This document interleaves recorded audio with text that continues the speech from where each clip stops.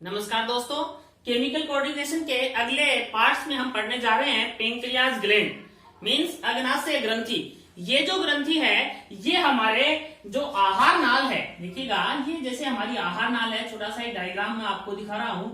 आहार नाल का ये स्टमक हो गया और इसके अंदर जो नीचे ये जो स्मॉल इंटेस्टाइन है, इस स्मॉल इंटेस्टाइन की यू आकार की जो नली है, यू आकार की ये जो नली है, यहाँ पर लीव लाइक स्ट्रक्चर एक अनियमित आकार की चपटी ग्रंथि पाई जाती है जिसको हम अग्नाशय ग्रंथि कहते हैं।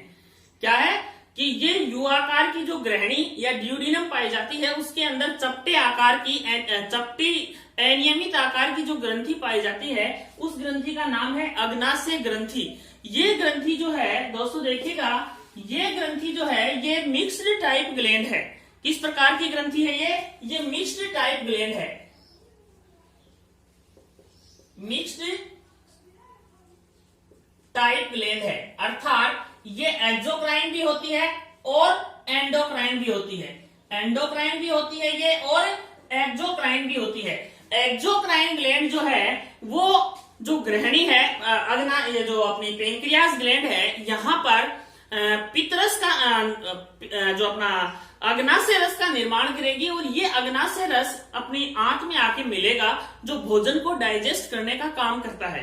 इसके अलावा जो एंडोक्राइन पार्ट जो है ये देखिएगा, ये जो ग्लैंड है इसके अंदर देखिए ये है अग्नाशय एसिनाई। ये जो बीज के अंदर छोटी छोटी कोशिकाओं का समूह पाया जाता है जिसको लेंगरहैंस नामक वैज्ञानिक ने सबसे पहले देखा था। इस कारण से इसे हम लेंगरहैंस की द्वीपिका के नाम से जानते हैं।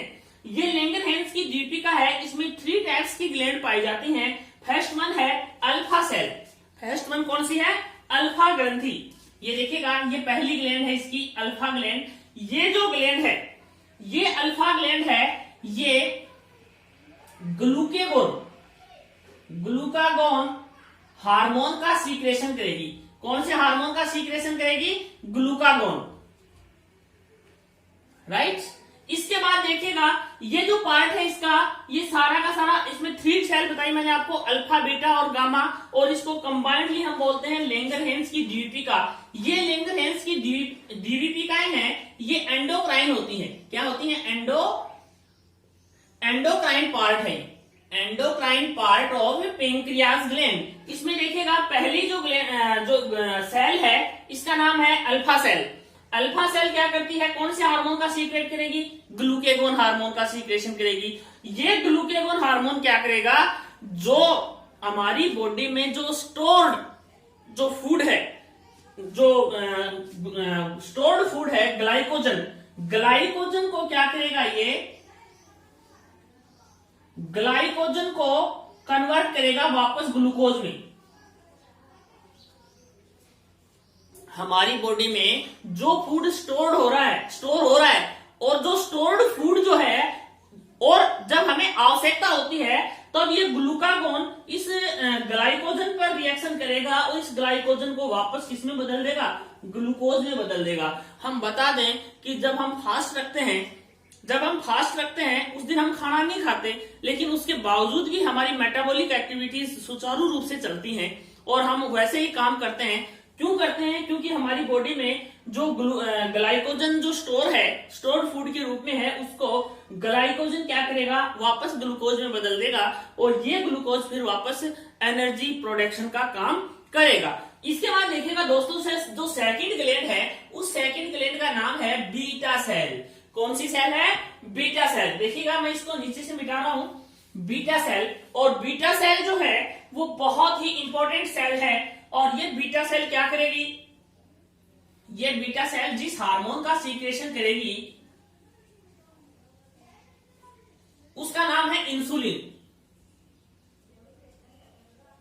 इंसुलिन का नाम आप लोगों ने सुना होगा।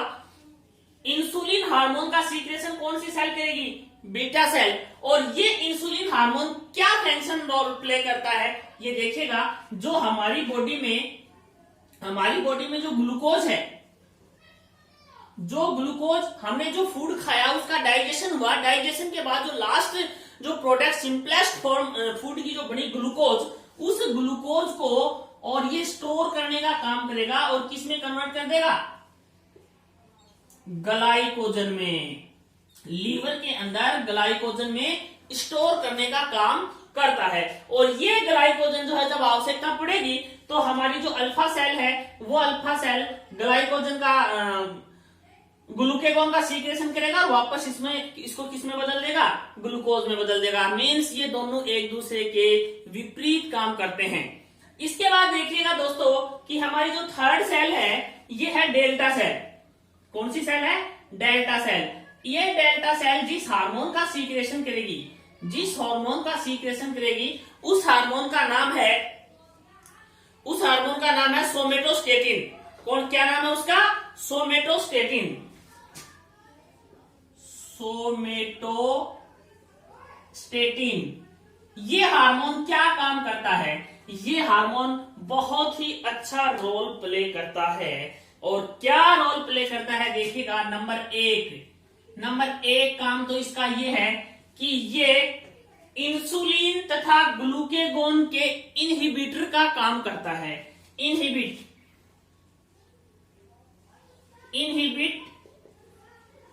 का मतलब अवरोधक। इनहिबिट किसको, इंसुलिन एंड ग्लूकागॉन। और दूसरा क्या रोल प्ले करता है ये, हमारा जो भोजन डाइजेस्ट हुआ है उस भोजन के स्वांगीकरण को बढ़ाता है, assimilation. increase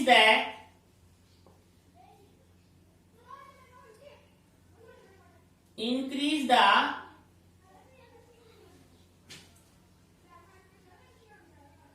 assimilation of food। भोजन के स्वांगीकरण को बढ़ाने का काम करता है। ये थी 3 टाइप की सेल। हमारी जो लैंगरहैंस की दीपिका है, एंडोक्राइन पार्ट जो है उसके अंदर 3 टाइप की सेल है, अल्फा सेल, बीटा सेल और डेल्टा सेल। इन तीनों जो तीनों सेल्स हैं, इन तीनों के फंक्शन और इनके हार्मोन्स हमने यहाँ डिस्कस किए हैं। अब देखिएगा दोस्तों इसके बीच में देखिएगा ये आरबीसी है और ये नाल है, अग्नाशय, ये एसिनाई है, ये इसका एंडोक्राइन पार्ट है।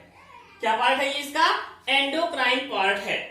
अब देखिएगा इसके बाद है कि इस ग्रंथि के जो हार्मोन्स हैं, इन हार्मोन्स के बारे में पढ़ा, इसके स्ट्रक्चर के बारे में हमने पढ़ा है। अब देखिएगा कि इस ग्रंथि द्वारा स्रावित होने वाले जो हार्मोन हैं, इनकी वजह से कौन कौन से रोग होते हैं, इनकी हम चर्चा करेंगे। देखिएगा इसके बाद है हाइपोसीक्रेशन ऑफ इंसुलिन। इंसुलिन हार्मोन के अलग स्राव से होने वाले रोग। देखिएगा इसमें पहली डिजीज है डायबिटीज मेलाइटिस।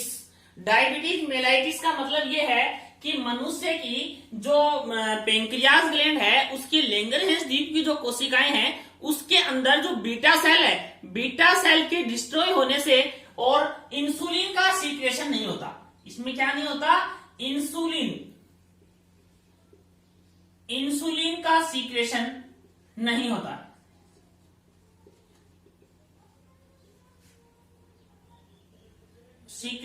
होता।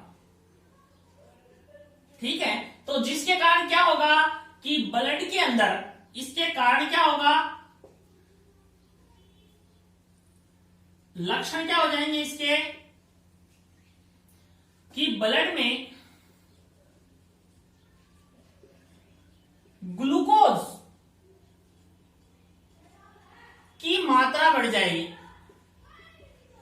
हमें पता है कि ब्लड में जो ग्लूकोज है उसको ग्लाइकोजन में कन्वर्ट करने का काम कौन कर रहा है, इंसुलिन कर रहा है। इंसुलिन का सीक्रेशन नहीं होगा तो ब्लड में किसकी कंसंट्रेशन बढ़ जाएगी, ग्लूकोज की कंसंट्रेशन बढ़ जाएगी। और इस कंडीशन को हम नाम क्या देंगे, अगर ग्लूकोज की कंडीशन बढ़ गई तो उसका नाम होगा हाइपरग्लाइसीमिया।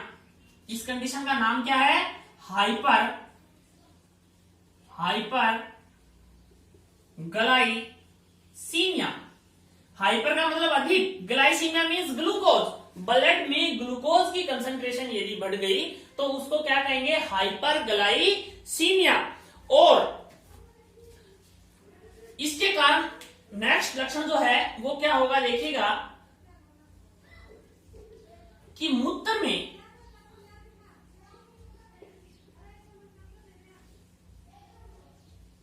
ग्लूकोज की मात्रा बढ़ जाएगी। भाई डेफिनेट बात है, इंसुलिन का सीक्रेशन नहीं हुआ तो ग्लूकोज में ब्लड में किसकी कंसंट्रेशन बढ़ गई, ग्लूकोज की बढ़ गई, और ग्लूकोज की कंसंट्रेशन बढ़ गई तो क्या हुआ, हाइपरग्लाइसीमिया, और ब्लड में ग्लूकोज की कंसंट्रेशन बढ़ गई तो वो यूरिन में भी आएगी, यूरिन में जाएगी तो यूरिन में किसकी कंसंट्रेशन बढ़ गई, यूरिन में किसकी मात्रा ज्यादा आने लग गई, ग्लूकोज की। तो इस जो ग्लूकोज की जो मात्रा जो ज्यादा आ रही है, इस कंडीशन को हम कहेंगे ग्लाइकोसूरिया। क्या कहेंगे, ग्लाइकोसूरिया, ग्लाइकोसूरिया क्या कहेंगे, ग्लाइकोसूरिया। इसको देखिए मैं एक फ्लो चार्ट में बता रहा हूं आपको कि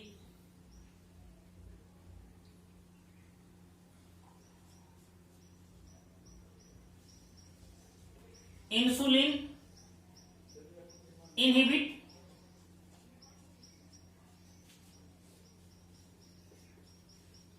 ग्लूकोज कंसंट्रेशन इंक्रीज, और मूत्र में ग्लूकोज मात्रा अधिक। इस डिजीज का नाम है डायबिटीज मेलाइटिस। क्या नाम है इसका, डायबिटीज मेलाइटिस या मधुमेह रोग। मधुमेह रोग क्या नाम है इसका, मधुमेह रोग। इंसुलिन की मात्रा कम हो, सीक्रेशन नहीं होगा तो ब्लड में ग्लूकोज की मात्रा बढ़ जाएगी, जिसको हाइपरग्लाइसीमिया कहेंगे, और मूत्र में ग्लूकोज की मात्रा आने से, अधिक मात्रा आने से उसको हम कहेंगे ग्लाइकोसूरिया। इसके बाद देखिएगा नेक्स्ट डिजीज है, जो ये फर्स्ट डिजीज थी, इसके बाद जो सेकंड डिजीज है वो देखिएगा आप लोग, पॉलीयूरिया। कि वाटर के अपने जो मूत्र के अंदर जल की मात्रा अधिक हो जाएगी, increase water volume in urine, जिससे बार बार मूत्र आएगा, और इस जो अबनॉर्मलिटी है इसका नाम है पॉलीयूरिया। क्या नाम है इसका, पॉलीयूरिया। इसके बाद देखिएगा थर्ड डिजीज है अल्पस्राव की, पॉलीडिप्सिया। बार बार मूत्र आने की वजह से क्या होगा कि प्यास अधिक लगेगी, और इस प्यास अधिक लग रही है तो इस डिजीज का नाम है पॉलीडिप्सिया। यह भी इंसुलिन के अल्पस्राव के कारण ही होती है। नेक्स्ट है कीटोसिस। कीटोसिस मींस कि वसा जो है उसका विघटन जो है वो पूर्ण रूप से नहीं हो पाता, अपूर्ण विघटन होता है, ठीक है ना। भोजन का में जो वसा है, फैट है, उसका इनकम्प्लीट जो डिसोसिएशन हो रहा है उसकी वजह से कि एसीटोन की मात्रा बढ़ जाएगी। किसकी मात्रा बढ़ जाएगी, एसीटोन की मात्रा बढ़ जाएगी ब्लड में, और एसीटोन की मात्रा बढ़ने से बेहोशी या कोमा में चला जाता है व्यक्ति, राइट। तो इसका नाम है कीटोसिस। इसके बाद है नेक्स्ट कि इंसुलिन हार्मोन के अधिक स्राव, इंसुलिन हार्मोन के अधिक स्राव की अबनॉर्मलिटीज, हाइपर। देखिएगा अतिस्राव के कारण क्या होगा कि hyper secretion of insulin. Insulin क्या अतिस्राव होगा, अतिस्राव होगा तो क्या होगा भाई, ब्लड ग्लूकोज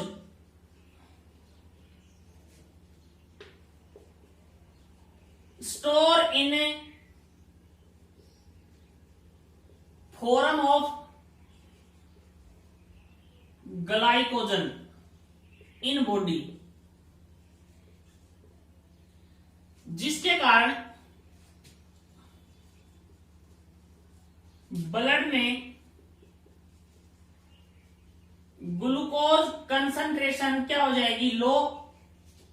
और इस कंडीशन के कारण क्या होगा, अगर ब्लड के अंदर ग्लूकोज की कंसंट्रेशन कम हो जाएगी तो थकान, ऐंठन, बेहोशी आदि लक्षण दृष्टिगोचर होते हैं।